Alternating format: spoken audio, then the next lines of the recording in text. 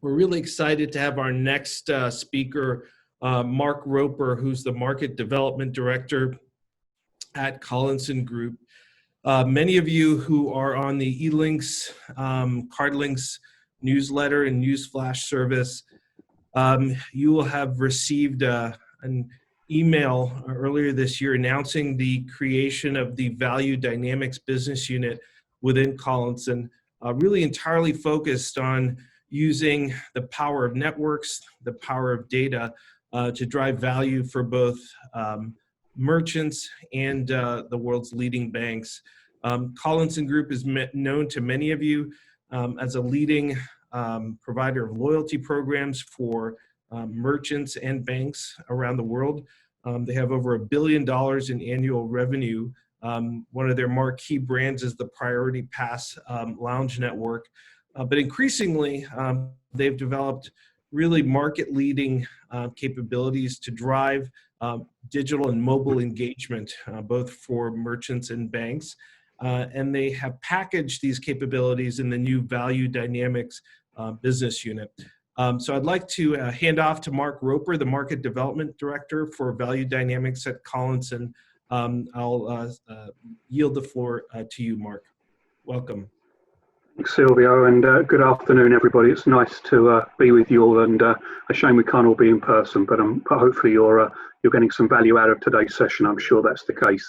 For the next sort of 15 minutes or so, I'm going to talk about how at Valuedynamx we're starting to redefine loyalty commerce and become prepared for the next generation of discerning customers, publishers, and advertisers as they want to move further into the space of loyalty commerce and card-linked offers.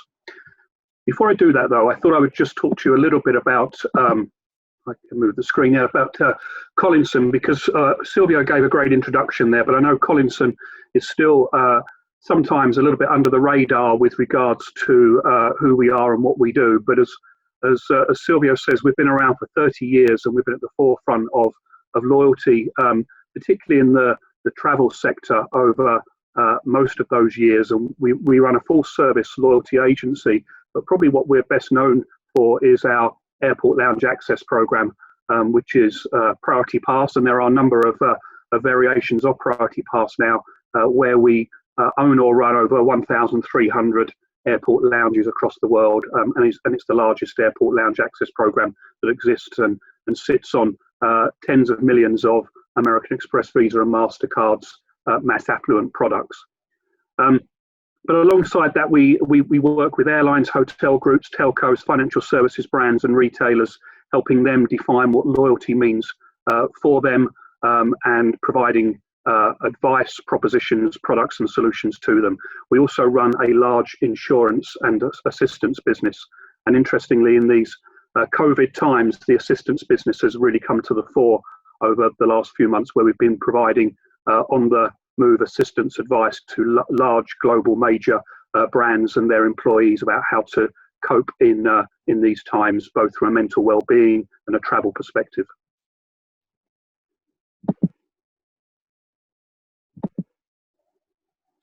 So, as Silvio said, about 6 months ago now, Collinson Valuedynamx was created, and Colin Evans, the owner, founder, chairman of Collinson, created Valuedynamx as a spin-off, in effect, from Collinson.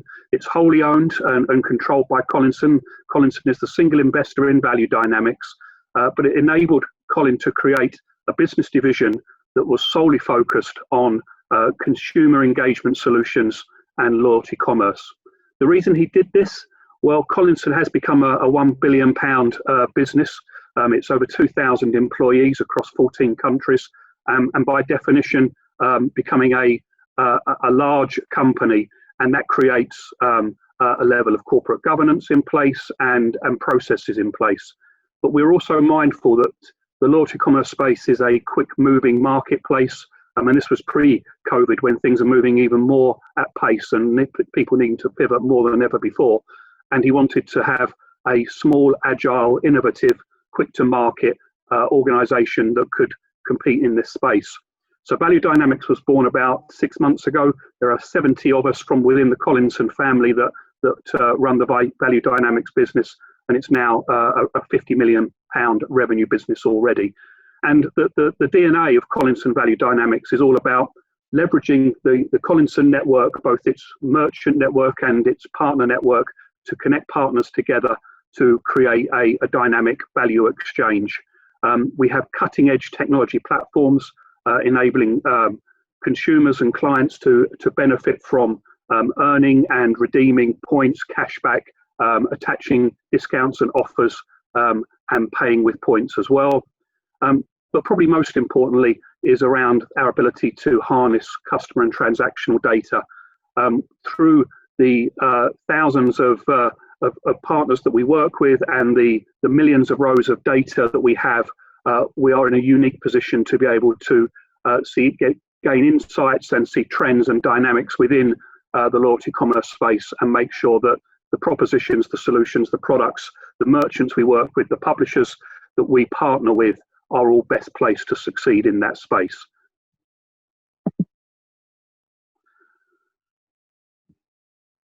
Our starting point is as a loyalty company, and that's really where we try to help our partners start as well. Too often we see that there are publishers out there that say, I want to have a loyalty program, but without really the true understanding of what that means and how they make that become successful, not only for them, but for their customers. And equally importantly, forgotten part there to work with in the loyalty space.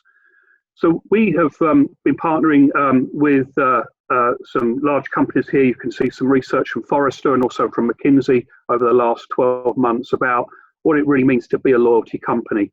And as we work with publishers, it's about not only building a loyalty program for them, but helping them to deliver propositions that really secure both the rational and emotional satisfaction of their consumers and garner and engender that long-term engagement levels from those customers. And also to try to help them move away from the position of, I need a card-linked offer program, or I need an online affiliate program, or I need to build a points currency, into really exploring what the full loyalty ecosystem could look like for them, and how they can harness all of the power of the different parts of a loyalty commerce ecosystem to ensure a fully rounded program as well. And that's very much our loyalty DNA coming through, and how we would start any consultation and any discovery with a new partner.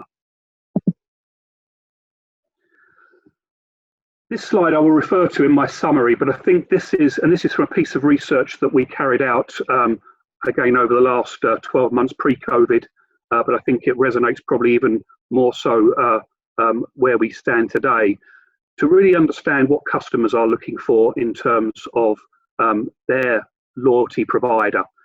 And I think we probably could all have spoken to many of these headlines here, seen this over the last several years in terms of how loyalty expectations have been increasing and evolving, particularly in different parts of the world, which maybe were somewhat late to loyalty, parts of the world that have jumped straight to mobile in terms of how they deliver and execute loyalty, and also with younger generations through the millennials, etc., in terms of how their expectations and how they wish to transact and partner with their loyalty provider. But all of these absolutely ring true in terms of what a good loyalty program and a good loyalty company need to ensure that they are delivering for their customers. And certainly, making sure that the program is on the terms of the customer, that the power to activate and participate and transact within the program is built specifically and uniquely to those customers' needs, that everything is relevant, timely, personalized, targeted to that customer is absolutely essential more today than ever before.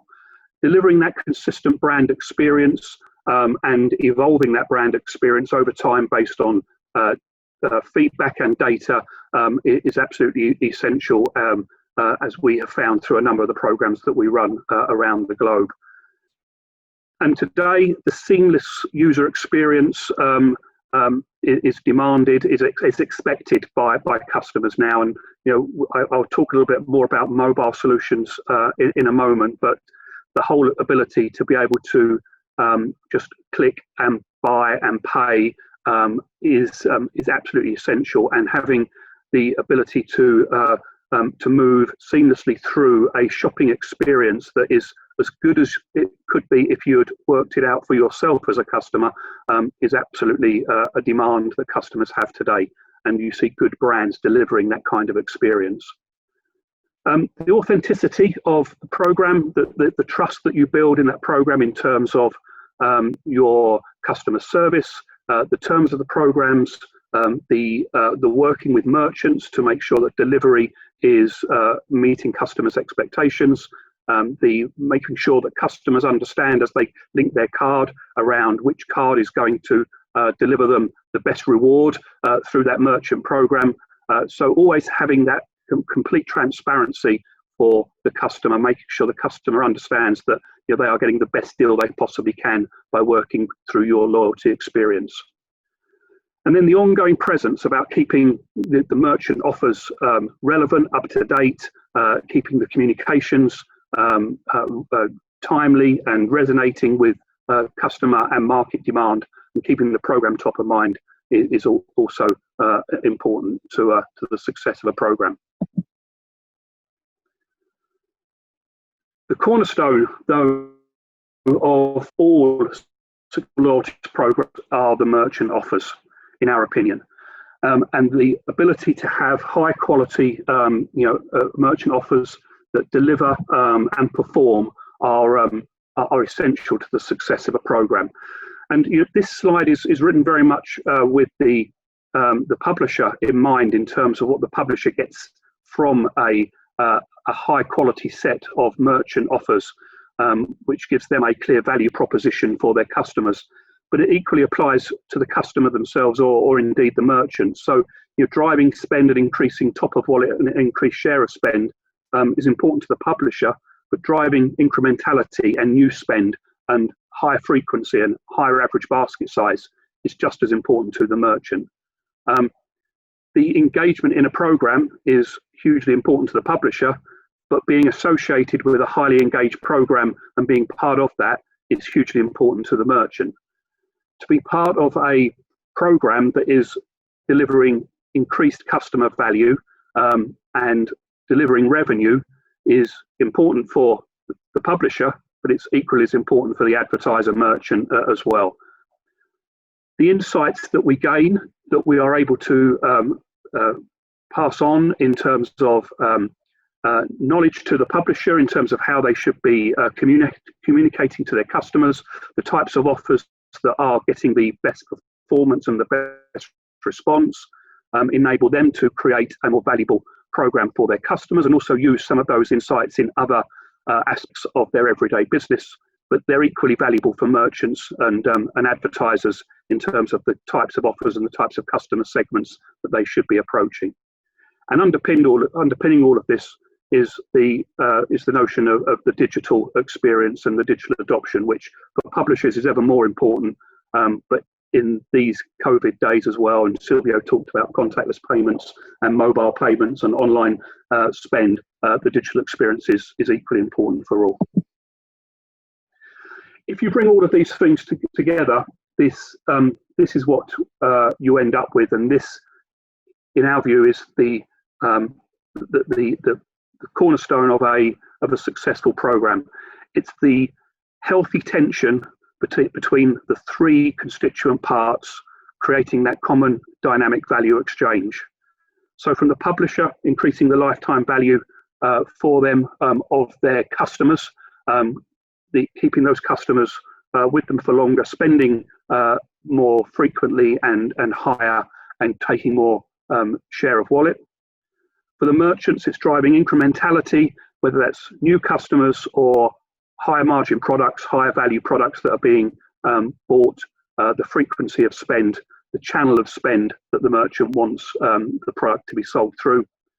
Or indeed the customer, in terms of the relevance for the customer, the demands and expectations of the customer from their loyalty company, not just their loyalty program.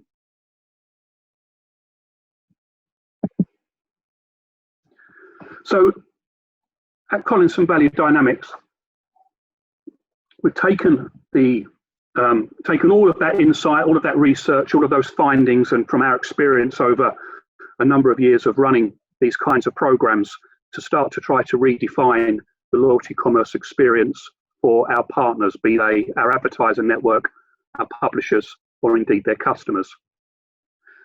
And this is the journey that we are now on. So for a number of years, we have run online affiliate programs. We own an online affiliate network ourselves, but we also partner with 30. Sorry, I'm a few minutes late.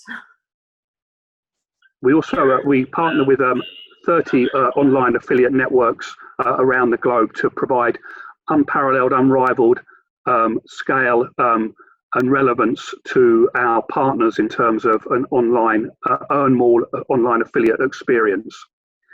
But those of you that have worked with online affiliates over a number of years, and actually as there's online affiliates that are here today, will know there are some limitations in the online affiliate experience. It can sometimes be somewhat one size fits all, sometimes crude in its delivery. There often has been in the past a lack of segmentation, a lack of personalization of offers, but it's become part of the everyday advertising and marketing mix of many online providers.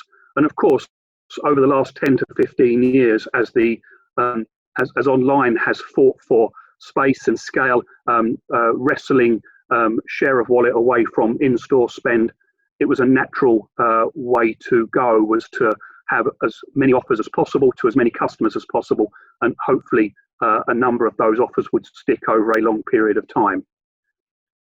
CardLinx offers obviously developed over a shorter period of time than that, but over the last several years, and obviously CardLinx offers has been able to produce much higher value for merchants, higher levels of attribution, particularly through click to activate or view to activate offers, the ability to segment more effectively, the ability to drive customers into the channel of their choosing, whether that be in store or online, the ability to personalize offers for much smaller groups of customers, and to have much more campaign-based offers in place as well. However, you still do tend to see online affiliate platforms and CardLinx offer platforms working independently of each other. So you will see large financial services organizations that might run a CardLinx offer program. You might see an airline that runs an online affiliate platform driving ancillary revenues to it from incremental sale of points.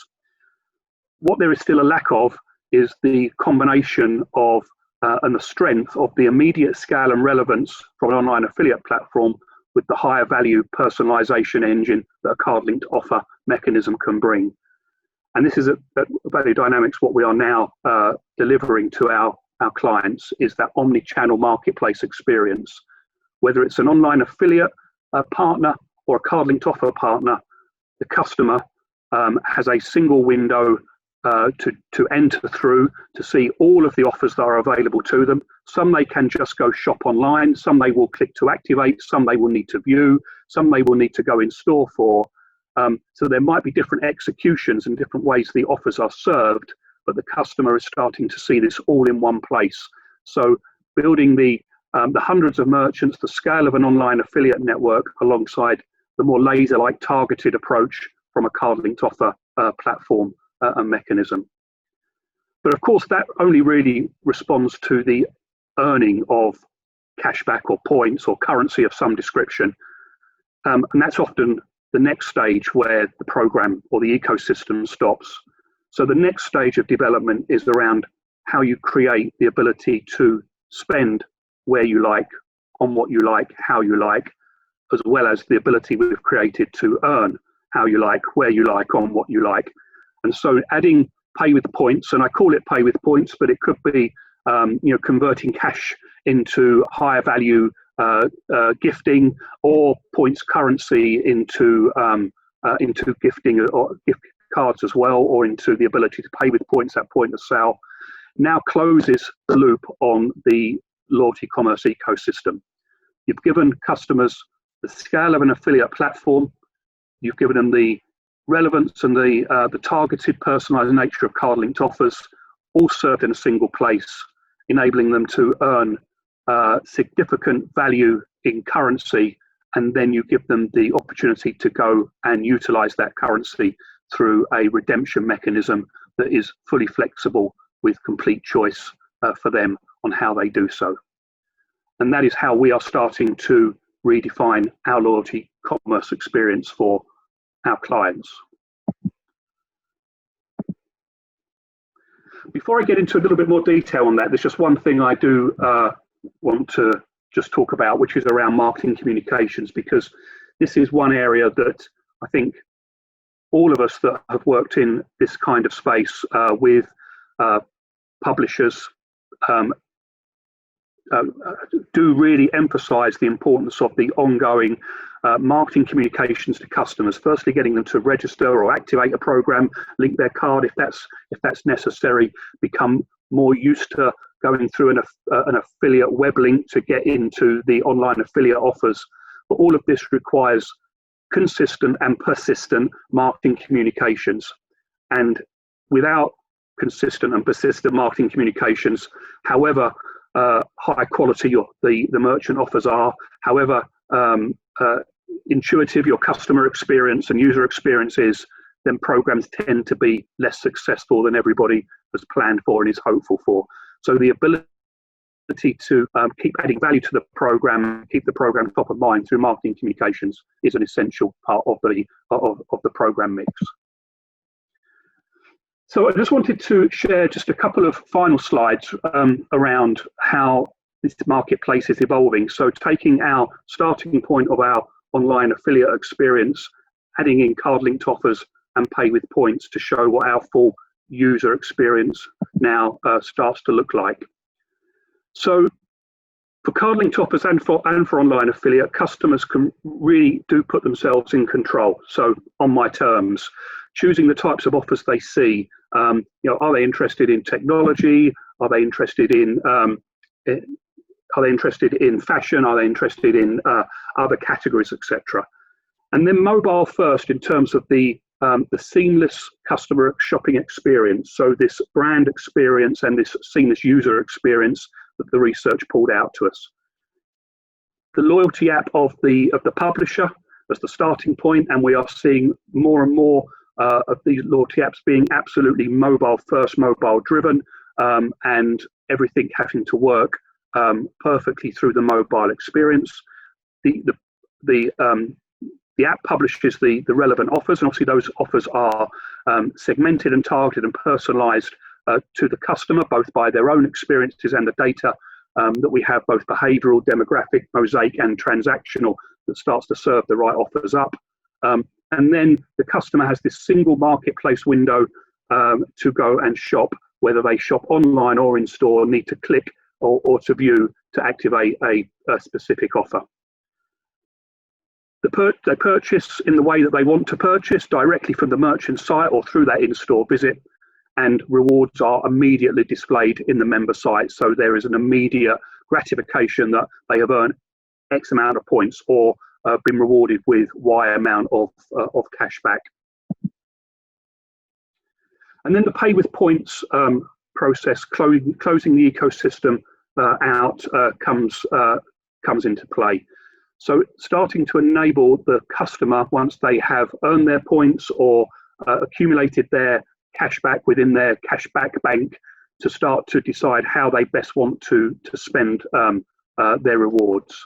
So to start to be able to offer them either prepaid digital cards available for them or QR codes that they can go into store and use as well to utilize those points, often at a higher value than the cash or the points would have been worth to them in its own right. With, again, great user experience in terms of how the customer starts to make a decision about what they want to do. Here's your points balance. How many points do you wish to redeem? Get your card. are you sure, confirm, yes, into your loyalty program with the brand of the publisher who's actually afforded them the ability to go and spend. So now the publisher is not only the person that has afforded them the ability to earn discounts and offers and cashback and points, they're now affording them the ability to go and utilize and spend those as well. So really creating that full loyalty experience. And then the point of sale experience themselves.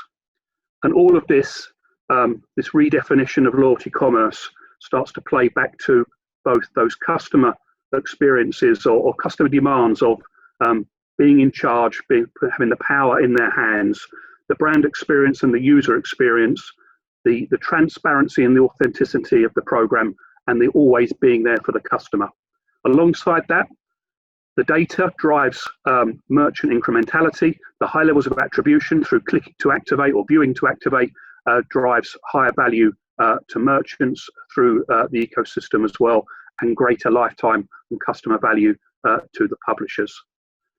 And that is what at Valuedynamx over the last 6 months we've been developing, building, and are now taking out to our existing clients and our new partners across the US, the UK, Europe, and into the Middle East. Thank you very much for listening. Mark, great presentation. Thank you so much for that. I'm going to open it up, and we got some questions that have come across the chat line as well. And so for those of you who are on the line, please go ahead and submit your questions or pose them. It was really interesting, Mark, just as you were starting speaking, is on cue, and I'm going to read it to you. European Union opens up to some travelers, but not to Americans. European Union to lift travel restrictions on as many as 15 countries, possibly including China, but not the US. So I'm not going to take it personally here, but it looks like there's continues to be a lot of disturbance in global travel. And you know, you talked about the significant assets that Collinson and Valuedynamx have around the world in travel. What's your forecast? Like, when are things going to start getting back to normal? It just feels not normal that I can't go to the EU all of a sudden. Can you tell us what your forecast is for travel? Because of course that's a big driver of card spend for many of the banks you work with, and obviously for many of the merchants you work with, whether they be airlines or hotels. That's also a big driver of their business. So what's going to happen next, and when are things going to get back to normal? Well, I think if I knew the answer to that, Silvio, I probably wouldn't be sitting here today. But what I can tell you is we are, as I said at the beginning, we own or run just over 1,300 airport lounges, almost in every city and every major airport and country around the world. And clearly there was a significant hit on those over the first couple of months of COVID, with airports being closed and travel being curtailed largely worldwide. As of last week, 480 of our lounges have reopened, which is about 40% of the network, and we are seeing a rise in lounge usage by the day, which is very encouraging. That means more people are traveling. We are seeing that in pockets of the world and not everywhere at the moment, but we are starting to see that grow and open up across all regions of the world, predominantly for domestic travel in obviously large countries at the moment, but also for some international travel. And obviously with the opening up of some of the European borders, we expect that to accelerate considerably over the summer months. The other interesting factor there, I would say, is that one of the measures that we have for Priority Pass is the numbers of people that actually come into a lounge based on a single card, because often the way Priority Pass is that the owner of the card will get in for free. You know, often they've paid up front through their membership, or they are paying through their payment card, and their payment card fee is often paying for that. But if they take guests in, there's often a charge at the point of entry. And we are seeing considerable increase in the number of guests that are coming in with a Priority Pass card owner. So one of the things that is telling us is that people are looking forward to the the sanctuary of an airport lounge when they're travelling, and maybe you don't want to spend too much time in the airport terminal themselves. And we have put a whole range of processes in place around making all of our airport lounges COVID secure as well. So I don't know if it fully answers your question about my forecast as to when travel back to normal, but as I say, nearly 50% of our lounges are open. We're seeing increase in numbers of people travelling into lounges every week. So we are already starting to see a move in the right direction, but I do think it will be quite a long time. Right, thank you. I see a question from Carolina Paradas of Harvey Nichols. Caroline, let's open up Carolina's line. And Caroline, you can go ahead and ask your question. Hi, thank you for the presentation, it's brilliant. I just have a quick question about differentiating CardLinx offers and affiliate transactions. Is there any solutions in place that Collinson has at the moment, or is that something in the pipeline? Is there anything that you guys are looking to improve on? Yes, I think the simple answer is yes, Caroline. I'd love to talk to you more about them, and probably that would be a longer conversation than we have time for now. But this was a challenge that needed to be solved, particularly for financial services brands where the card that was used at point of sale was obviously very important, and they were not card agnostic. And obviously, as soon as they move into an online affiliate channel and move into the e-com site of Harvey Nicks or elsewhere, then the ability to make sure that the card that's being used is more challenging. There are some validation processes that we now have in place using card transaction data as well as the online affiliate. We can ensure that we only pay the customer reward to the card holder if they used the right card at point of sale. So we have developed that capability, and that's making online affiliate programs much more attractive to financial services brands, where often they steered away from those in the past. But love to have a longer conversation with you about that. Definitely, yeah, no, sounds interesting. Thank you. Great, and we'll set that up, Mark and Carolina. Kathy Lee, our member services director, will follow up. Make sure you get a chance to connect. Mark, another question came in from Discover, Jasmine Guy. I think she sent me a note that she had to drop, but she wanted to ask this question. Collinson is a leader in delivering airport experiences. Given the current environment, are you seeing a trend of airline and hotel points and miles extend, convert to more CLO-like offers? In other words, are you seeing some airlines and hotels trying to give special opportunities for consumers to convert their points into CLO-like offers? Yeah, great question. So there's a few things here. I would say is, firstly, in the early days of the pandemic, we certainly saw a significant increase in activity across our earn malls and our redemption stores.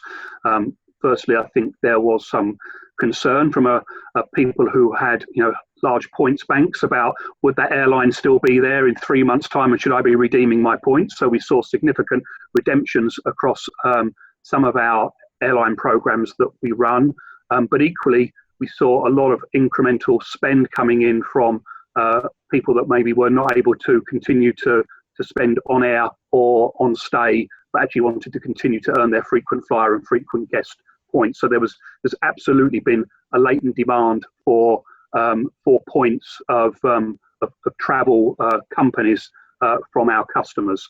And so we have been working with a number of our airlines and our hotel companies in trying to pull together different offer solutions for them, including card linking solutions, but also just some simpler solutions as well to be quick to the market, where card linking capability may not have been necessarily available in short order, either in that market or with that particular brand, to try to link our merchant partner network with those brands to create some connections there in terms of some short-term campaign type offers, which we have been managing both the marketing communications and the transaction matching part of that as well. So it's been, we've pivoted very quickly, and sometimes these solutions have been a little rough and ready, but certainly we've been able to help the customers of those airlines and travel companies and those travel companies themselves in connecting with merchants and ensuring that customers can continue to earn points that they really do want to earn. Great, great question. I see a question also from Sina Said-Nair. Sina, I think I see you on the line. Let's go ahead and open up your line. If you could tell us your name and your company, and go ahead and pose your question, Sina. Yes, of course. Hey, Mark. Hi, guys. My name is Sina Said-Nair from Fidel API. I'm interested in understanding how the Valuedynamx platform work with partial refunds from a retailer. Sorry, Sina, can you just say that last part again? I just got you breaking up a little. Apologies. And how does this work with partial refund? Are you guys able to track if a transaction is returned? So if I go and spend £100 at a retailer, if I'm returning £50 worth of items, would you be able to match those refunds with the initial transactions? Yes, we can do that. So obviously we work with the merchants around their refunds and returns policies anyway, and often don't make payment to a card holder until after that refund or returns policy has expired. So that we're making sure that we're only rewarding someone for a purchase that has been completed. That can also include the ability to obviously if a partial refund on a single ticket has been made as well. So yeah, we do have that ability both with our work with the merchants and through our capability. Awesome, great, thank you. Looking forward to this. Thanks for that question, Sina. Mark, last question. You talked about mobile, and you actually showed some great examples of how merchants and issuers are using mobile to engage the consumer. I know this may seem like an obvious question because everyone's trying to move to mobile, but in your words and from your experience, why is mobile such a really important part of driving engagement and loyalty? Why is it that this platform is better than all the others?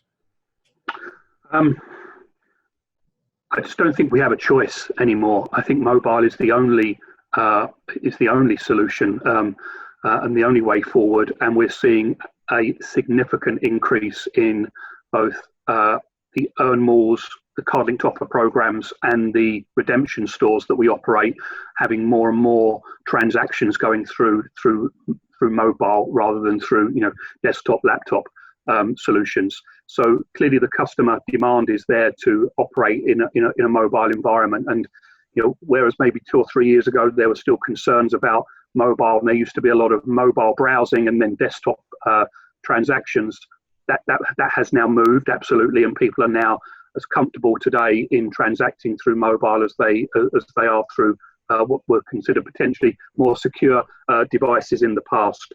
So I think it's absolutely become the access point of choice for every generation. I'd like to say the younger generation, but I think it's every generation. And certainly I am here in southwest London with 2 teenage daughters who are homeschooling, and they seem to be spending most of their time on their mobile buying things for the amount of times that the front doorbell rings with a man with a package. So I think absolutely we're seeing it being the access point of choice. I think also the agility that mobile brings, and I know no one's really cracked this nut over many years around geolocation and things like that. But when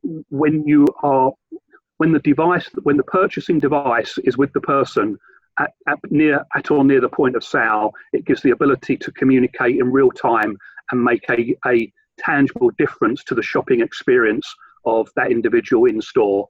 And the mobile can absolutely do that. And I don't think anyone's really done that particularly well yet. And I think that will come over the course of the next year or so.